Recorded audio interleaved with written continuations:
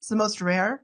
It's the most difficult. So my psychic development classes are filled with clairvoyants like me who feel sort of tortured and are looking for the off switch. Welcome to Exploring the Mystical Side of Life with your host, Linda Lang. Hi, this is Linda Lang from ThoughtChange.com. We are exploring the mystical side of life once again this week. If you enjoy our conversations, make sure you subscribe, share with a friend. Today, we are talking psychic development.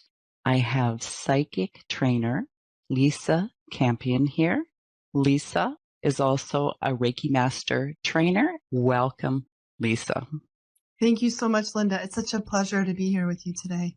Probably all of my listeners have a curiosity about how they can tap into their own psychic ability and develop it even more if they're already tapped in. So perhaps we could start with some of the ways that our intuition comes through us that we might not recognize as intuition. Yeah, I think that's a great question. And what I find when I teach people psychic development is that people have a lot of misconceptions about what psychic experiences are really like. And we watched a lot of horror movies or we've seen a lot of paranormal TV and psychics are like these poor, tortured people. And every psychic experience is like you're haunted by some evil demon that's trying to get you in the middle of the night.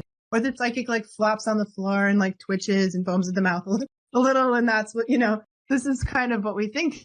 And if we're not experiencing that, then we think we're not psychic. And I love those movies. Like I love that stuff, but it's not really a great reflection of reality. In reality, psychic experience are so interwoven into our everyday lives that we don't even know they're psychic until somebody tells us, right? So people are like, what do you mean that's psychic? That's just stuff I do all the time. So psychic is easy. Psychic is not complicated. For the most part, it's not scary. Sometimes it can be.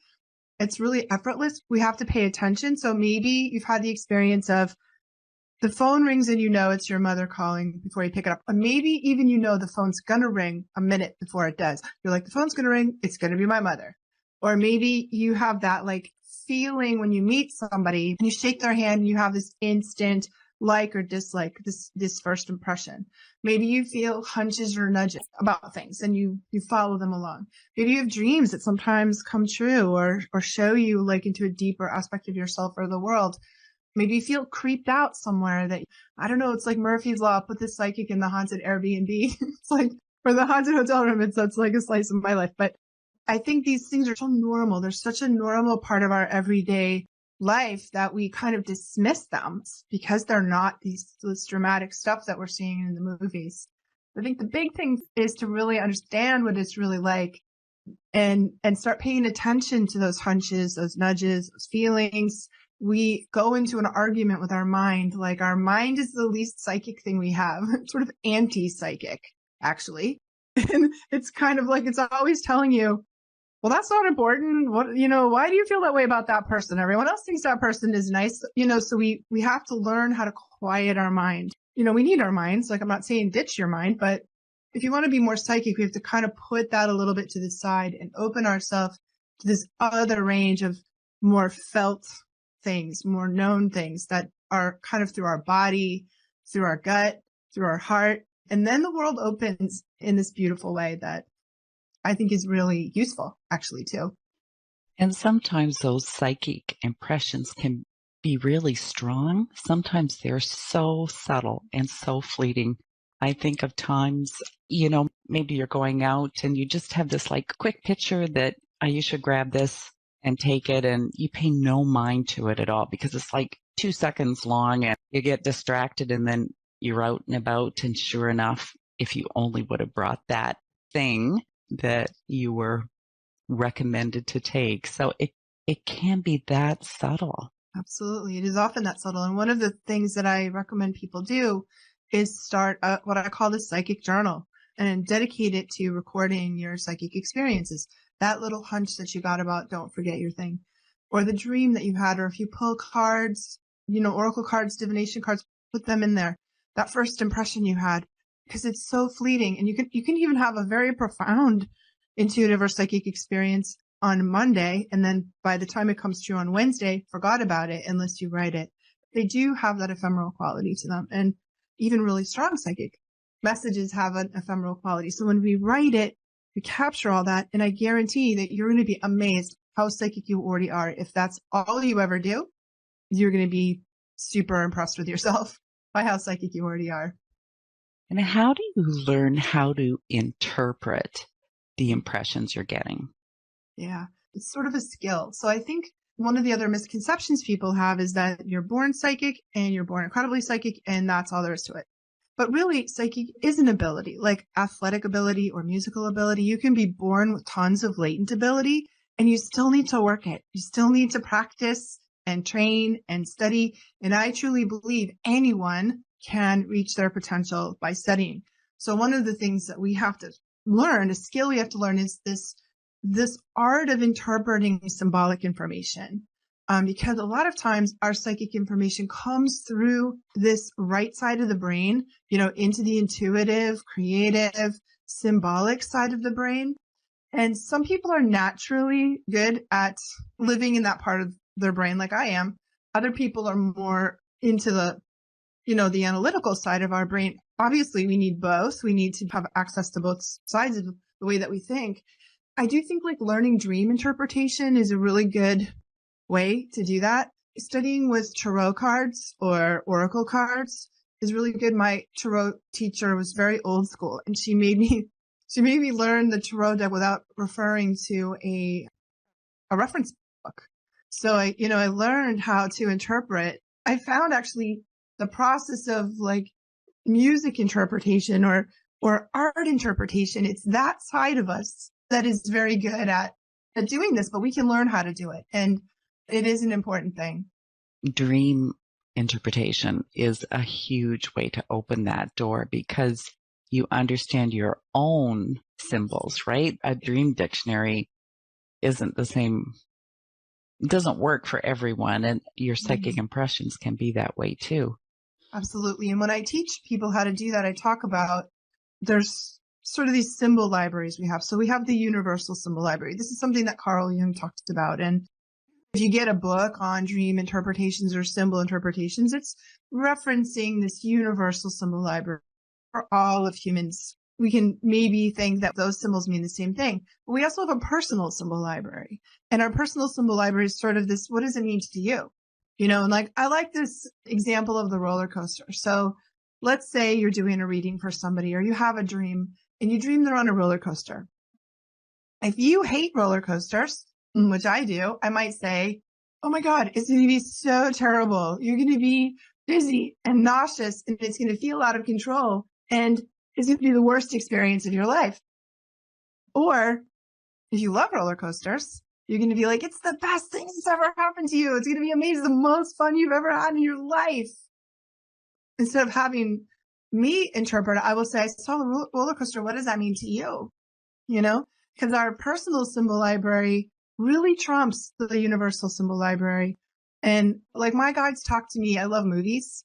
And often when I'm dealing with complex relationship issues or family issues or situations, my guides will reference a movie. They'll be like, it's like that scene in Harry Met Sally, or it's like this scene. And so I get all the nuance. And again, what that meant to me is totally different than what it might have meant to somebody else. Songs are often part of our symbol library too. And so we have a deeply personal reference point there that when we look at things that way, it starts all to make sense. And I find that a lot of people kind of think clairvoyance is king in the psychic world, and that's what they really want. But from my experience, the clairvoyance is probably the most symbolic and the most needing interpretation. Most difficult. Yeah. It's the most rare. It's the most difficult. So my psychic development classes are filled with clairvoyants like me who feel sort of tortured and are looking for the off switch, and other people really wish that they had that. And it's a hard one. It can be quite burdensome, I always say, do you really want to see what that growly thing under your bed actually looks like when you're a kid, And I don't know. So I really encourage people to change the word see, because see has become synonymous with psychic, to perceive or experience. So if I'm teaching something and having my students do a meditation, instead of saying, what did you see? I say, what did you perceive? What did you experience? Because that loops in all the other psychic senses that we have. And I'm like, I didn't see, nothing happened to me. I didn't see anything. And well, what did you hear? What did you feel in your body? What did you sense? What did you know? And then all of a sudden there's so much, right? There's so much experience that we have. So we have to recondition ourselves and understand that clairvoyance is just one of the many psychic senses we have. It's not the most reliable. It's the trickiest and sort of painful, actually, for the people that do have it often, So often with people who get clairvoyant messages, they don't know how to interpret it until after the fact of whatever the message was about. And then it's like, oh, that's what that meant. So it's probably really good for them to start writing out their own personal dictionary when they get these impressions. Right, because we will learn. And I think that's true for many of the psychic senses, not just clairvoyance, So especially particularly true with people that have experienced precognitive, have precognitive experiences. Precognition is sort of seeing a little bit into the future before it happens. And we can experience that through all of our psychic senses. And most of the time it doesn't mean anything until after the fact, right? So I have this little imaginary file cabinet in my head that I call the X-Files. And I put all my precognitive experiences into the X-Files folder because I'm like, maybe it happens, maybe it doesn't. And afterwards, I'm like, oh, that's what that meant. That's what that was all about. Because sometimes we can't see it until it's really in the rear view. And then you understand, and if we do record those and notice them and think about it, we can definitely build our own symbol library. And the more we do dream interpretation, the more we play with divination tools and use them to help develop, the more we can develop our own skills. But I think a lot of that is about reading on the fly, and just being able to interpret as it's unfolding best we can. And so for anyone who really wants to develop one particular clair, would you advise them to step into that development or to enhance where they're naturally gifted first? I think it's better to start with where our natural gifts are. And that as we build our overall skill in psychic, the other ones tend to open, And sometimes in order to open these other ones, we have to rewire our brain a little bit. And it's not impossible. It just takes some work. Like if you really want to be a visual psychic, then we need to enhance our skills to visualize. So we have to enhance our ability to focus and hold our concentration and visualize. And we can do it. You can learn to do remote viewing.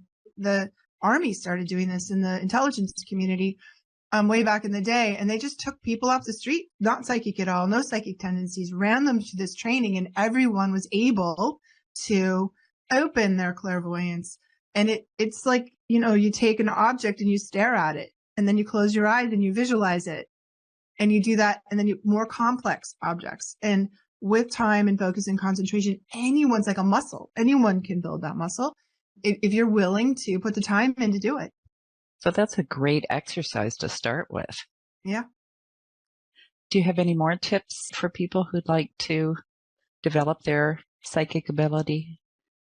I think we really have to make space to be quiet. And we're very busy. We don't like to be bored. We're on our phones. We're busy. We're doing stuff. And it seems these days, especially with younger people who grew up with that kind of media connection, are very uncomfortable in a quiet space. And yet that's really essential for psychic work. So one of the things we can do is learn how to shift. So professional psychics learn how to shift their brainwave states at will. And all of our psychic activity happens in the alpha brainwave, right? So right now we're in the beta, we're thinking, we're talking, we're in the state of cognition. And it's not a very psychic state. It's that mental state, where the mind is really active. And in order to receive psychic information, we have to downshift one frequency into the alpha brainwave. It's a slower frequency, sort of a light trance state. You get there when you're meditating, walking, driving a route that you've done before, washing the dishes, peeling potatoes, mowing the lawn, walking the dog. These repetitive, lying on the grass and looking at the clouds, sitting on the seashore, watching the waves. These quieter states put us into this alpha brainwave state, and then we're very open. So I love this exercise where you write a question down in your psychic journal, and then you go take a shower, take a nap, mow the lawn, walk the dog, and you kind of forget. You'd be surprised how many psychics have their best experiences in the shower. It's really a thing. And I'm sure many people have had that experience when you're puzzling over something, you've got a problem and you're working it through, and then you put it down, you do one of those things.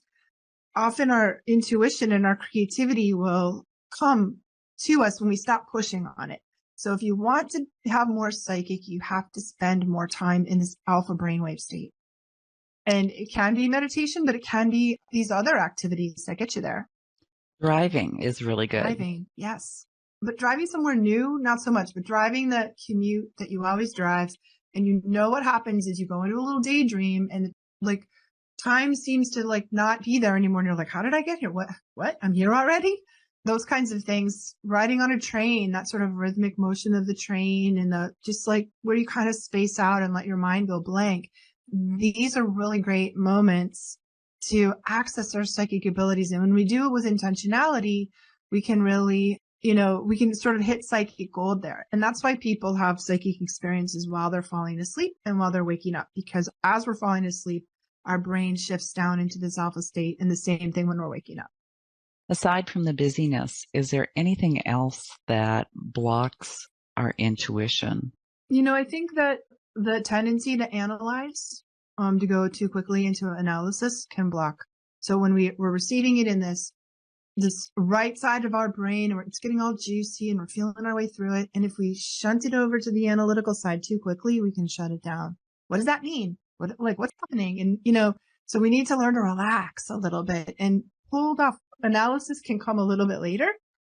Let me figure out the meaning of this. That's when we can bring in our analytical brain. But if it comes in too quickly, it'll shut it down. The other thing is not paying attention, So like you dismiss, there's sort of a dismissal that can happen where you dismiss the little voice in your head. You're not paying attention. I think when we choose to not act on it, we also shut it down. So I'm not saying act on every crazy little whim, but 51% of the time, I don't know, like more often than not, sometimes if we act on it, if we shut it down, don't act, dismiss, we really it's like a muscle then that atrophies. Even if we don't take action, if we consciously choose, so we're consciously having the awareness that we received it and then make our choice. Absolutely. Rather than just, like you say, discount immediately. Discounting of it will really shut it down. I think often we have to work through fear. So fear is one of the first things that we talk about in my psychic development classes, because fear is a really restraining force here. So I ask people what they're afraid of. Nearly everyone is afraid of something. Like, am I going to go crazy? Are people going to think that I'm crazy? If I open my abilities, am I going to see bad things? Am I going to attract bad things? It's the unknown for a lot of us. And a lot of us have to kind of undo some programming that we've had, whether it's religious programming and your parents dragged you to the church and threw holy water on you when you were little because you were talking to dead Uncle Fred, or, it's the devil, this kind of thing or what we saw in horror movies. I don't want to be the psychic in the horror movie, because fear will shut it down very quickly. And many of us had bad experiences when we were children, or, it didn't go well. It freaked your parents out and they were like, stop doing that right now. I hear that story over and over. Super psychic kids are just naturally that way. And then depending on the level of openness in their environment, they can hold on to it or shut it. There'll be an unconscious or conscious decision to shut it down, I think, in most children. And there is that theory that our intuition is developed because of our own circumstances growing up as children. If it's, not necessarily a healthy environment, and it's a way where we can perceive our environment and Absolutely. the future. So it doesn't necessarily mean that all intuition and psychic ability comes through that traumatic upbringing, but it certainly can be developed that way. There's kind of a combination of like, it's a constitutional or soul level part of our nature and our environment. So you can have siblings, one's an empath sensitive and the other one isn't, right? In the same environment, the same parents, and the sensitive child will use their empath nature, their sensitivity to become like almost hypervigilant in the situation. Like, you're 2 years old and you're in your crib and you're feeling through your way energetically throughout. It's like, is it a good mommy day today or a bad mommy day today? You know, what's going on with daddy? Like, you know, but your non-empathic sibling might not do that, you know? So I feel like it is also a soul level, like a soul quality, kind of constitutional part of who we are at a fundamental level. And we use that to adapt to our environments, you know? I think it's really kind of both. Agreed. So is there anything that we should be concerned about or aware of protection-wise when we talk about psychic? I think there is, and I love teaching psychic self-defense along with my psychic opening. And my psychic form of psychic self-defense is really about being street smart, paying attention, being informed, having really, really good boundaries, especially the empath community. Empaths are almost always extremely psychic. Not all psychics are empaths, but all empaths are really psychic. So empaths need to learn some boundary setting. How do we set boundaries energetically, and how do we set boundaries, you know, verbally and sort of psychologically? And I feel like once we learn the habit of boundaries, it works for people, ghosts, spirits, entities, spirit guides. It doesn't matter. It's all, the boundaries going to work. So we need that. And then I think we need good common sense. Like, people engage in some very unsafe psychic practices that are simple to avoid if you know better, you know? And a lot of this, I think, comes from watching paranormal TV, and it's not always great to emulate. It's fine to do paranormal investigations, but just make sure you know what you're doing. Please be trained. Don't go alone. Please don't use a Ouija board, you know? Don't take the Ouija board to the abandoned mental hospital, you know, and on Halloween. I think sometimes what happens is people don't really believe, and so they go about these kinds of things seeking to see if something will happen, which in my mind is a bit like not really believing in sharks and then chumming the water and jumping in just to see if sharks are real, you know? And you're opening that door with an invitation. Yes, you are. And so don't summon demons. Like, don't go on the internet and learn how to conjure demons. You're going to find out the hard way that might be real, you know? So I think if that's the street smart quality, like if you don't do those things, you have your wits about you and you have good boundaries, you're going to be fine. I've never been afraid of spirits. I've seen spirits my whole life. People, on the other hand, scare me on a regular basis. I'm way more afraid of people than spirits. That's just how it's been for me. And if you're really in a vulnerable state, if your mental health is shaky, psychic development is not great for people that are on shaky ground with their mental health. I recommend that you do what you need to do to get your feet under you and stabilize yourself and do some grounding practices and really work on stabilizing, because it's not great to jump in the deep end of the pool if you're on shaky ground yourself. Any psychic impressions before our meeting today, Lisa?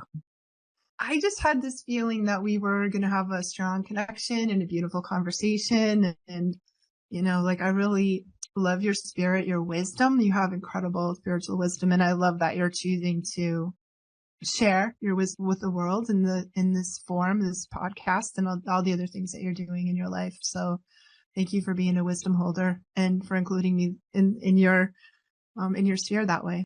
Thank you, Lisa. And thank you for sharing your wisdom with us today as well. Thank you. Now, if people would like to know more information, where can we send them? My website's really good, lisacampion.com, and I have a lot of free resources for empaths, sensitives, healers. I really feel like my mission in life is to train psychics, healers, and empaths. I feel like the world needs all the healers it can get. Many people are undergoing massive opening right now. They're having sudden psychic openings or realizing their sensitivity or their empathic nature. And catching people in that process is really what I love to do, because I didn't have that help. When I was going through it as a child in the 70s, there was nothing. So I wrote the books I wish I could have found in the library and teach the classes I was searching for and became the mentor I wish I had found. So I love, love, love helping people go through that gracefully and not have to thrash around painfully like I did. And your latest book is? Called Awakening Your Psychic Ability. And you can get it anywhere books are sold. Amazon, please check out your local bookstore. We love to support our local bookstores. You can find it really anywhere. Beautiful. Thank you for being my guest today. Thank you so much, Linda. It was beautiful being with you today. And thank you for listening to this week's edition of Exploring the Mystical Side of Life. You will find all of our conversations on YouTube, Apple Podcasts, iHeartRadio, Spotify. Come visit me at ThoughtChange.com. Pick up your copy of Learning to Listen. While you're there, check out my program, Alchemy from the Inside Out. That's it for this week. We'll see you again next time. Bye for now.